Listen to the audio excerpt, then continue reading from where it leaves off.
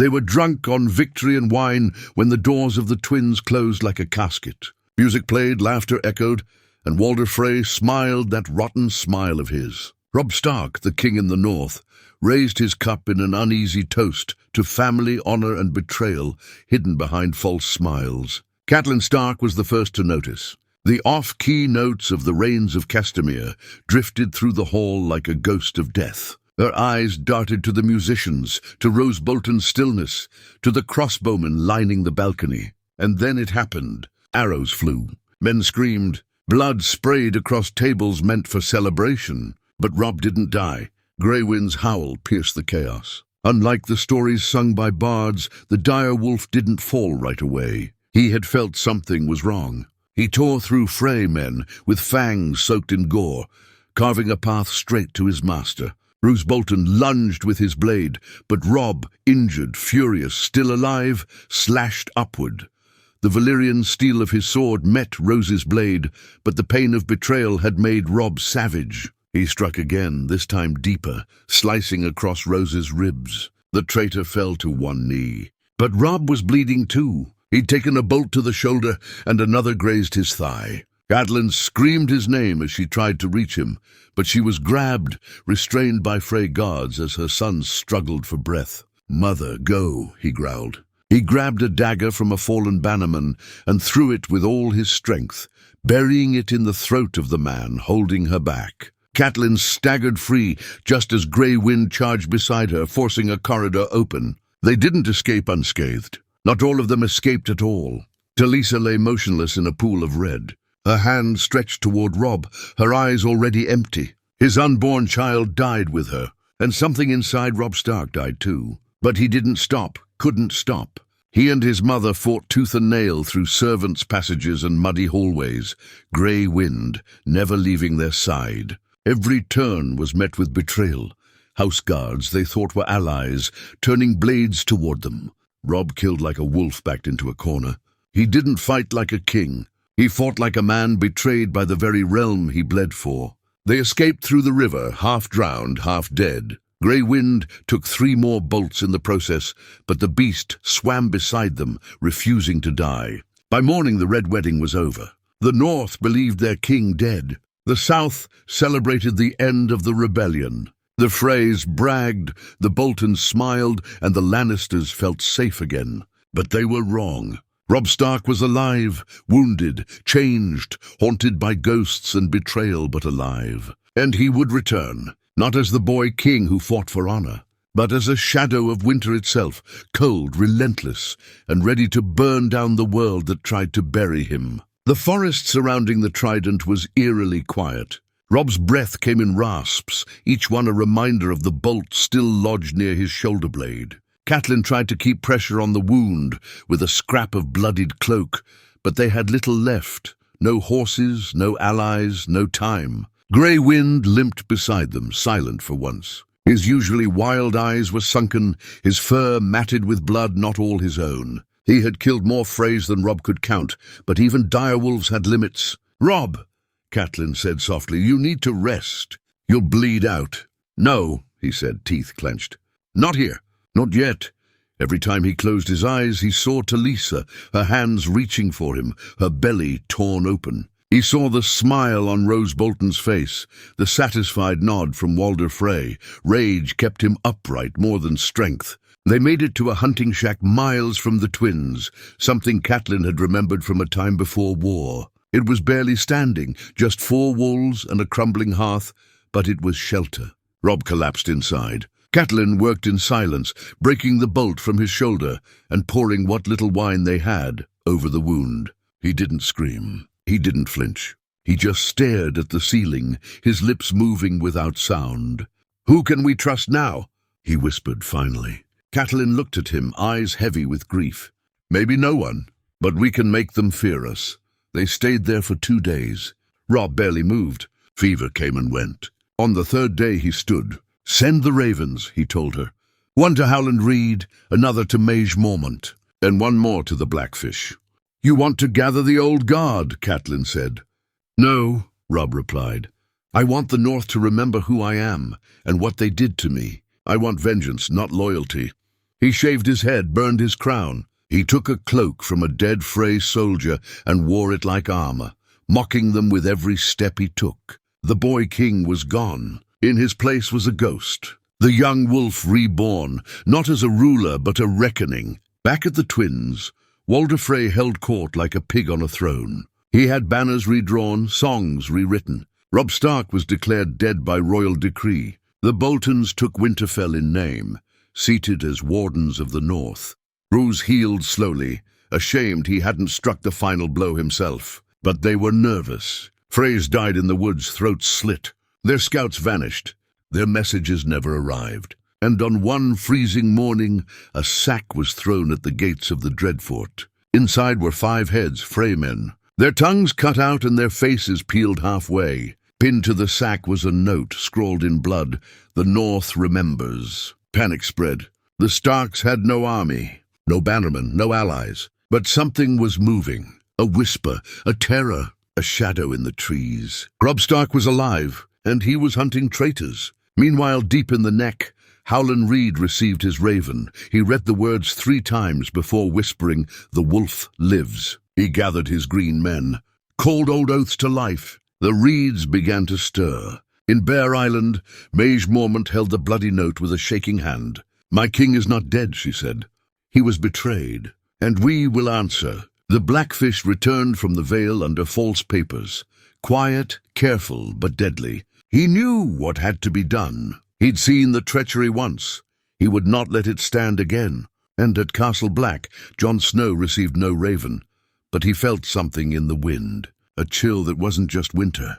A part of him whispered, "Robb lives." He didn't know how or why, but the blood of the wolf was strong. And soon the realm would feel its bite once more. The Freys doubled their guards. They lit their halls brighter at night, closed their gates tighter during the day. Yet nothing could stop the cold wind that crept in through the cracks. Whispers, rumors, fear. "Robb Stark lives." Walder Frey laughed the first time he heard it. "Dead men don't ride wolves," he spat, slapping one of his grandsons for shaking at the news. But as the days passed, the laughter grew thinner.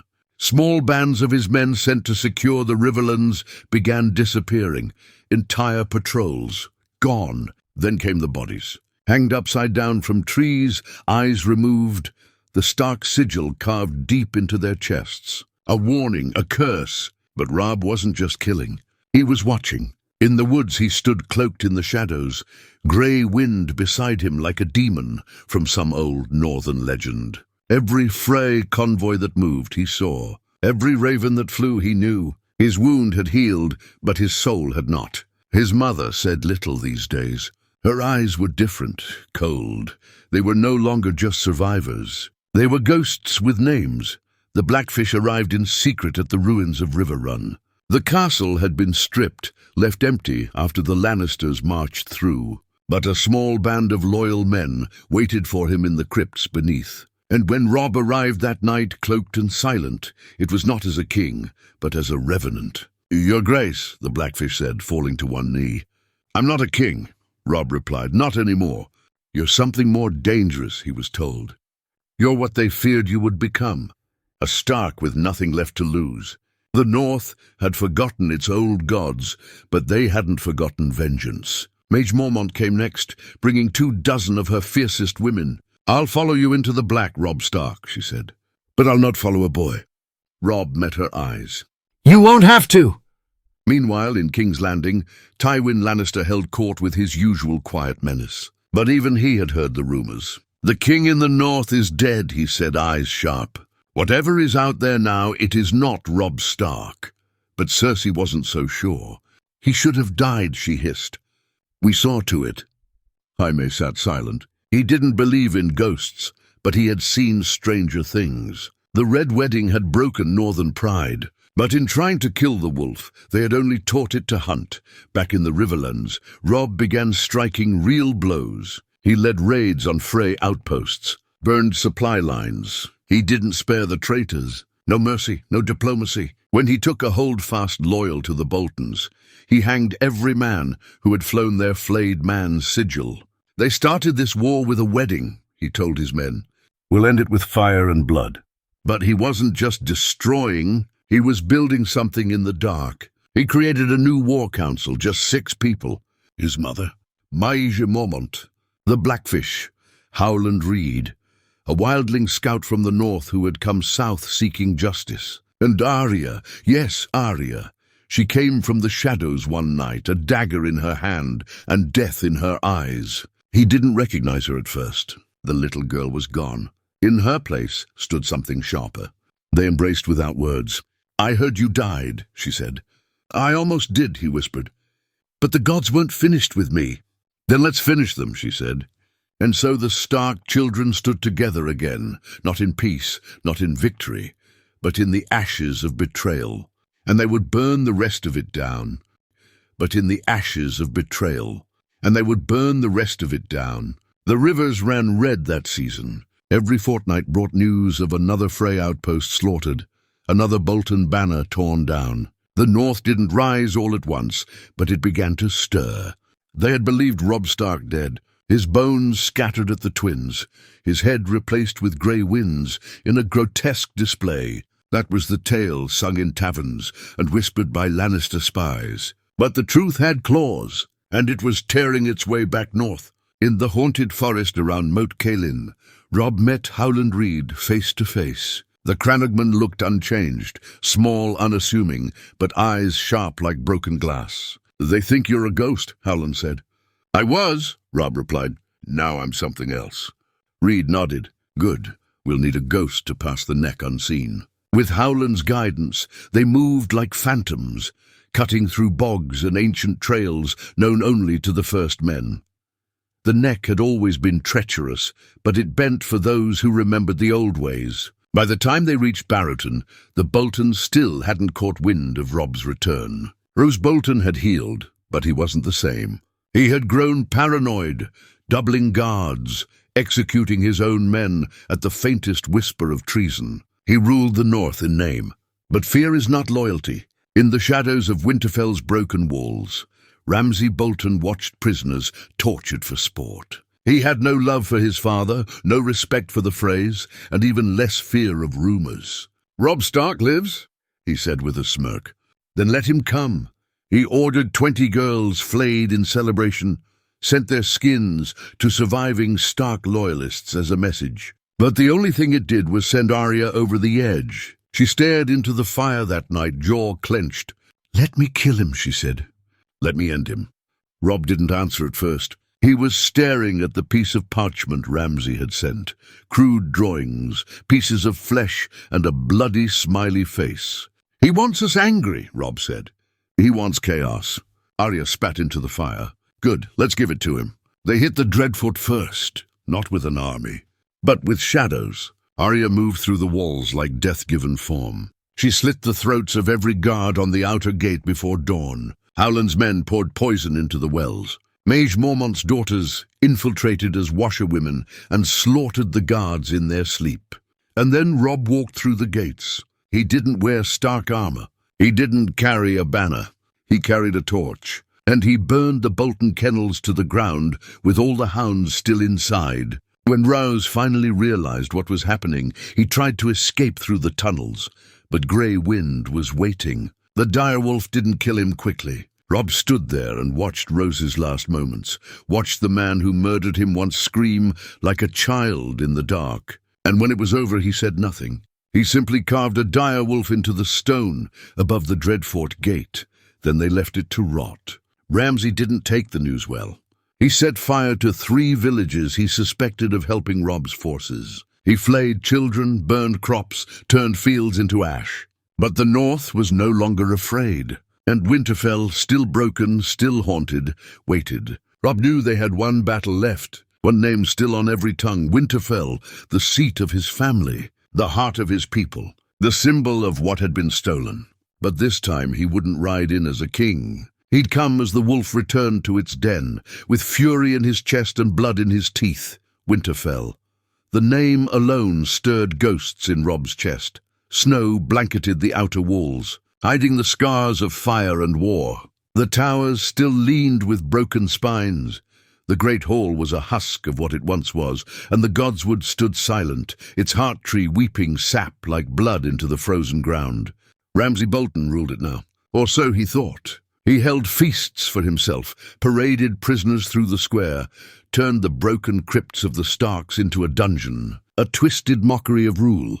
And above it all, the flayed man banner hung, blood-red against the grey sky. But winter had truly come, and with it the last wolf. Robb stood just beyond the tree line, overlooking the castle that had once been home. He said nothing as Arya crept up beside him, blades strapped to her thighs, and vengeance in her gaze. "He defiles everything," she whispered. "The gods would. Our house, even our family's bones." "I know," Robb said quietly. "Tonight we take it all back." Mage Mormont's warriors were already inside, hidden among the kitchens and cellars. The Black Fish had set up camp 2 miles east, a blockade meant to intercept any retreating Bolton riders. Howland Reed had flooded half the surrounding roads with bog traps that would suck down any horse that dared to flee. There was no more diplomacy, no more negotiations, only retribution. The assault began at dusk. Arya struck first, slitting the throat of the tower bell ringer before he could raise an alarm.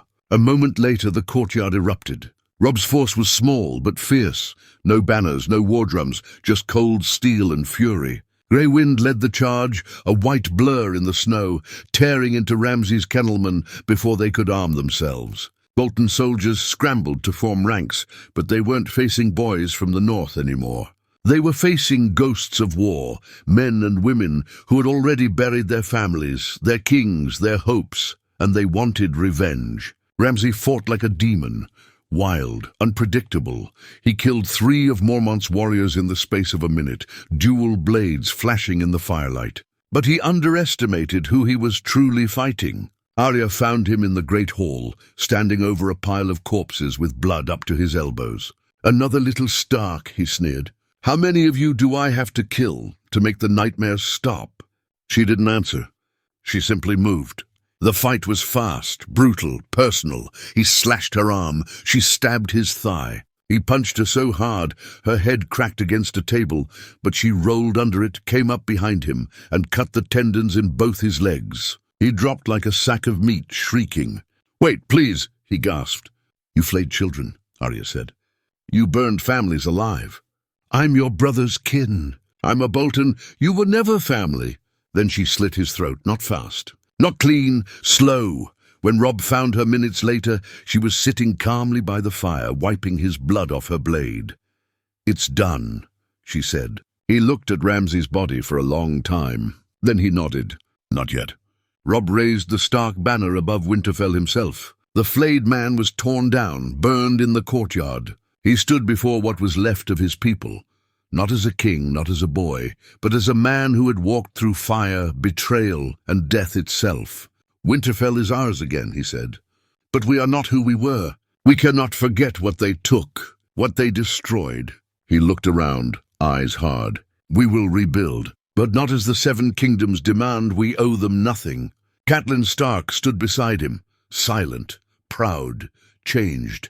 The North had followed Robb once because they believed in a boy king. Now they would follow him because he had become something else. A man carved by vengeance, tempered by loss, and shaped by the betrayal that should have killed him. But the war wasn't over, not yet. Word of Winterfell's fall reached King's Landing within days, and when Tywin Lannister read the Raven's message, he didn't speak for a long time. Then he whispered, "He's coming." The fire in the hearth of the small council chamber burned low as Tywin Lannister read the Raven a second time. "Winterfell has fallen. Ramsay Bolton is dead. Robb Stark lives." He didn't slam the parchment. He didn't curse. He only reached for his goblet, took a long sip of wine, and muttered, "So the boy survived." "No," Varys said softly from the shadows. "The boy died at the Red Wedding. What remains is something else." Cersei paced. "We killed him. We killed him. That wolf's head was sewn on his body, Tywin. We killed a symbol," he said. "We didn't kill the wolf." Joffrey, ever the fool, scoffed. "Let him come. I'll mount his head on a spike beside Ned Stark's." Tywin didn't even glance at him. "If Robb Stark reaches the neck with an army, we will not be able to stop him. If he reaches Moat Cailin, the North is lost to us, forever." He turned to the table. "Send ravens to the twins, and Harrenhal. I want every Frey and every house still loyal to the crown to march. Burn every village that harbors a wolf. Leave no sons, no daughters. Let the north choke on fire before we let him rise again." But even Tywin knew it was too late. Robb Stark wasn't rising. He had already risen. Back in Winterfell, the halls echoed with work. The castle still wore its wounds, but it pulsed with life again. Snow fell steadily as Robb watched his people rebuild. Blacksmiths reforging broken iron, masons patching cracked towers, farmers returning with cautious steps. And yet there was little joy in him. "I can feel them," he said to Arya, watching the flames flicker in the godswood. Every Frey who laughed, every Bolton who held a torch, every Lannister who gave the order. Arya said nothing. Her face had grown still as ice these past weeks. "We can kill them all," she finally said. "Every last one." But Robb looked at her then, and something flickered in his eyes. Not hatred, not even rage, something darker. "I don't just want to kill them," he said. "I want them to suffer." "I don't just want to kill them," he said. "I want them to suffer." Catelyn overheard. She stood by the heart tree, her hand brushing its bark, blood still staining her fingers. "Revenge is a fire, Robb. It warms you, then it burns everything else." He looked at her. "Then let it burn. The South gave us fire. We'll send it back in kind." The ravens flew from Winterfell bearing a new message. The North is no longer part of the Seven Kingdoms. Any attempt to cross the neck shall be treated as an act of war. No more kneeling, no more begging for peace from thrones of gold and rot. Robb would build a kingdom of stone and snow, sharpened by betrayal. The Riverlands began to stir. Blackfish Tully reclaimed Riverrun in Robb's name. Villages once allied with the Freys switched banners overnight, nailing wolf sigils over their gates in defiance. Even the Brotherhood without banners heard the call. Beric Dondarrion sent word. "The fire speaks of a wolf with eyes like ash. We will ride with him." But they were not the only ones moving. At Harrenhal, Lothar Frey gathered 2,000 men, old blood, bitter hearts, all sworn to House Frey and the Lannisters' gold. But as they passed through a small village called Stonebridge, they found every house empty. Every barn, every field, and then the screaming started. Howland Reed's bogmen had poisoned their food stores, flooded their escape routes, and set fire to their wagons. And in the chaos, Robb Stark came down on them like death itself. He didn't spare them. He didn't take prisoners. He let Grey Wind loose, and the wolf hunted as if it knew each man by name. By dawn, only a handful survived, and one man was sent limping south with a message carved into his back. "The wolf lives. Tell your lion."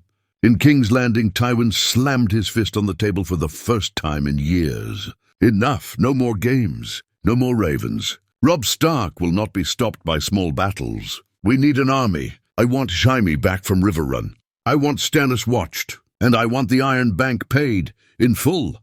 Cersei stared into the fire. "Do you feel it?" she asked softly. "Feel what?" "The cold. It's not just weather.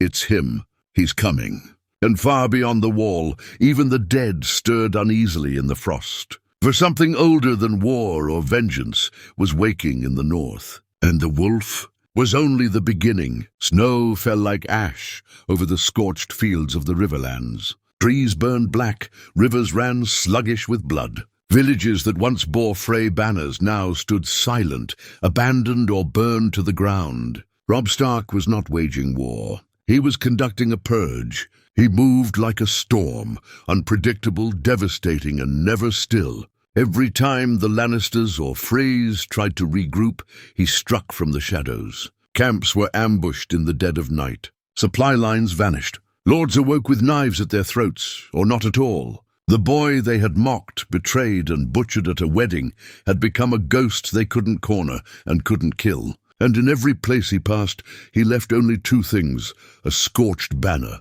and a message. The North remembers.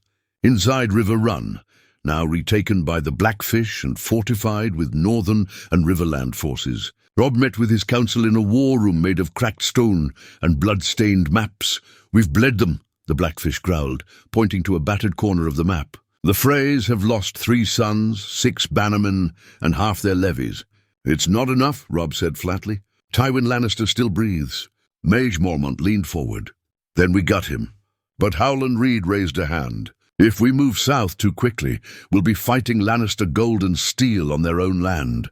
You think Robb's feared now? He'll become their obsession. They'll throw the whole realm at us. Arya snorted. Let them. I've got names to cross off. Robb stood quiet for a moment. I don't want to win this war the way I tried before. I don't want castles or titles. I don't even want a crown. He looked around the table. I want them to pay. Not just in blood, but in memory. I want the Lannisters remembered as the dynasty that was ended not by dragons, but by wolves. The Frey sent an envoy 2 weeks later, a nervous old lord with shaking hands and a desperate offer. Lord Robb, he stammered, Lord Walder is willing to discuss terms of peace, reparations, land, gold. Arya slit his throat before he finished the sentence. No peace with murderers, she said. And Robb didn't argue. At the Twins, Walder Frey was unraveling. He had stopped sleeping, stopped eating. His guards whispered that he paced the halls muttering to himself, jumping at shadows. The Red Wedding had given him legacy, but it had also cursed him. One morning, he found a dead raven at his bedchamber door. Its eyes were missing. Its wings had been torn off. Pinned to it was a piece of parchment. One word. Soon. He screamed for his guards, demanded double patrols, sent word to Casterly Rock for reinforcements.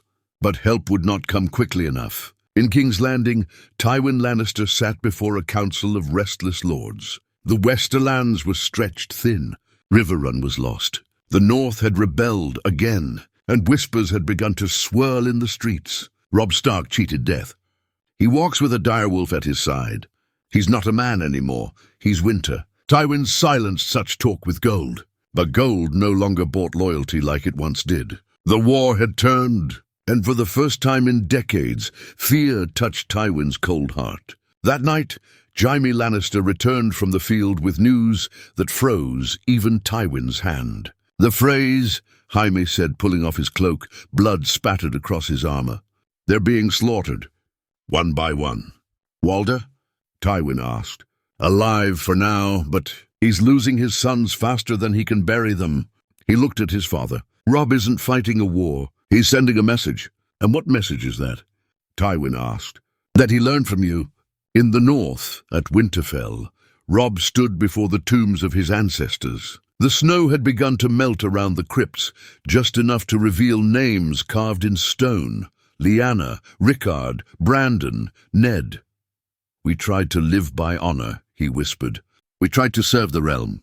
He knelt, and they killed us for it. Catelyn watched from the shadows. Her son had come back from the dead, yes, but he hadn't come back whole. She sometimes wondered if a part of him was still bleeding out on the floor of the Twins, next to his wife, next to her unborn grandchild, next to his crown. 3 days later, Walder Frey was found dead at the high table where he had once ordered the Red Wedding. Not flayed, not stabbed, poisoned, his throat blistered, his tongue swollen, his lips black, and in his hand was clutched a coin. Valyrian steel, no markings. Just one word carved into the table with a dagger, justice. Tywin received the raven just before dawn. He read the message once, closed his eyes, and whispered to himself, the wolves are no longer at the door. They're already inside. The gold lions of House Lannister never feared wolves. Not really. Not when the Starks played by rules. Not when Ned marched into court with honor in his hand and truth on his lips. Not when Robb raised banners in the north with a crown of ice and loyalty in his eyes. But now the lions feared, because this wolf had stopped playing. King's Landing, a city built on secrets and shadows, had grown restless. The streets whispered of a ghost marching south with fire behind him and winter at his heels. Mothers clutched their children. Lords held secret councils. Gold cloaks deserted in silence. And the bells began to ring, not for weddings or kings, but for war. Tywin Lannister had turned the Red Wedding into legend. He had broken the North with treachery and fire. But legends have long shadows. And Robb Stark had become one. Robb rode not with legions, but with believers. Wildlings from the Gift, Riverlanders whose sons had been slain at the Twins, Northern lords who once bent knee and now rose with eyes lit by vengeance. even sellswords from Essos, tempted not by coin but by cause. He didn't ride beneath banners. He rode beneath silence. Every village he passed turned out to watch him. They didn't cheer. They didn't shout. They simply nodded, as if they too remembered what had been done, and they would not forget. At the gates of King's Landing, the Lannisters prepared to make their final stand. Tywin had fortified the walls, lined the battlements with wildfire.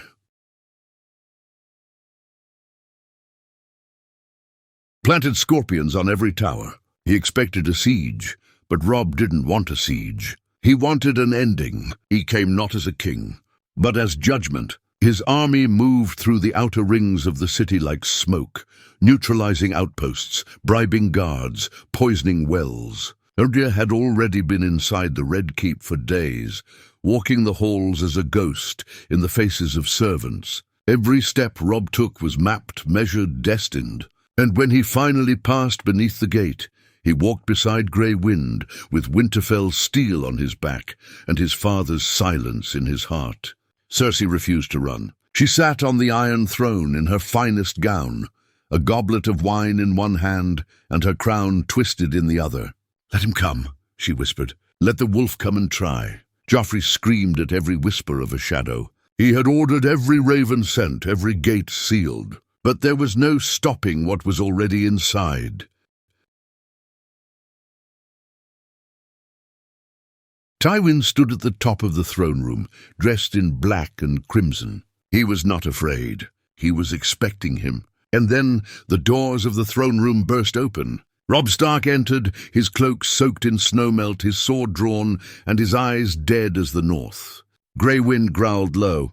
No guards stood in his way. Not any more. He walked past pillars that once held up a kingdom, past courtiers too afraid to speak, past a weeping Maester Pycelle, past the High Septon who whispered prayers to gods long deaf. And he looked upon Tywin Lannister, the man who broke the North, the man who killed his father, the man who laughed while Robb's wife and unborn child bled out on a banquet floor. Tywin looked into the eyes of the boy he once underestimated and saw not a boy, not a king, but judgment itself. "You've come to die," Tywin said. "No," Robb replied. "You have." The duel was not elegant. It was not poetic. It was brutal. Steel rang across stone. Blades clashed with fury. Tywin fought like a man who refused to let the world move without his permission. But Robb wasn't fighting to rule. He was fighting to end. And when he drove his sword through Tywin's chest, there was no victory in his eyes. Only stillness, only the end of a war that should have never begun. Cersei screamed as her father fell. Joffrey ran. Arya stopped him. She put a blade in his throat before he could beg. Robb did not sit the Iron Throne. He burned it, with wildfire and northern fire, with dragon's breath stolen from alchemists who had long worshipped death. The throne melted, and with it, the last symbol of the kingdom that murdered his house. He returned to the north, to Winterfell, where the snow fell quiet again, where Arya found peace in the shadows, where Catelyn, tired and worn, finally wept, not for death but for survival. Robb never took a crown again. He ruled not as king, but as warden of the north. The boy who lived through the Red Wedding had died that day. What rose in his place was not a king or a ghost or a myth. It was a memory, a warning carved in frost and flame. The north remembers. And it always will.